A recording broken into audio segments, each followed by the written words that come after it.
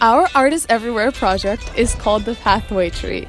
It has a quote by the Dalai Lama saying, "Just because they're not on your road doesn't mean they're lost."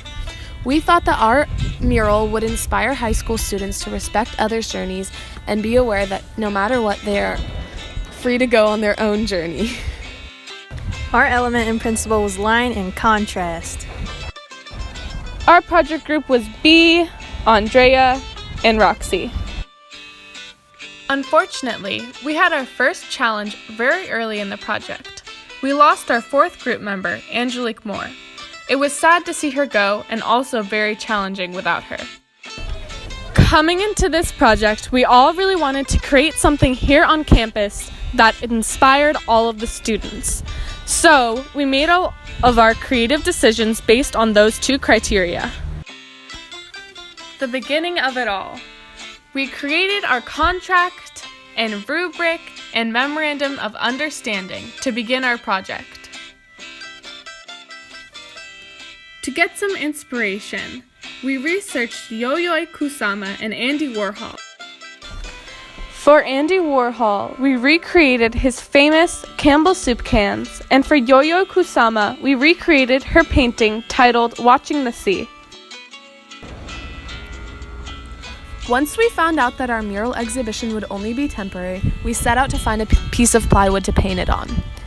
Jasper donated one from the dungeon, and Bea and Roxy both had paints and paintbrushes to use, so we were all set.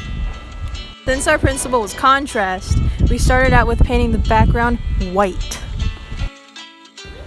After painting the entire background white, we decided to go in and outline the tree in black so that it would contrast with the background.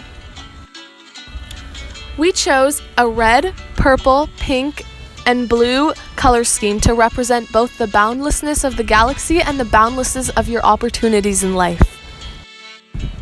This is us filling in that tree, you know. After completing the body of the tree, we touched up our lines. To make sure that we had good-looking block letters, we first penciled them in and then went in and outlined them with black paint. We filled in the lettering with yellow to complement the blues and purples and strongly contrast the white. Then we added our finishing touches of outlining the girl in our pathway tree. We had finally finished our project and we were so happy. Roxy found someone to hang it up, and the next day we saw it hanging on the wall. We couldn't believe that we were finally done with the project. And it really was unbelievable because the next day they took down our mural. So we were all ready, had our piece hung up, and then they took it down. They took it down. Now it's just sitting there on a table. But we continued our art opening anyway, and we made it work propping up our mural on a table.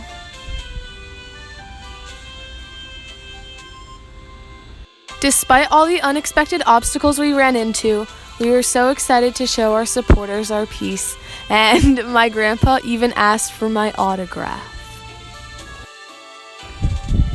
After our art opening, we still had to find a new home for our art piece. So we asked the Wellness Center, and they said they would love to have our piece. And now it's living there happily with students walking by it and admiring it every day.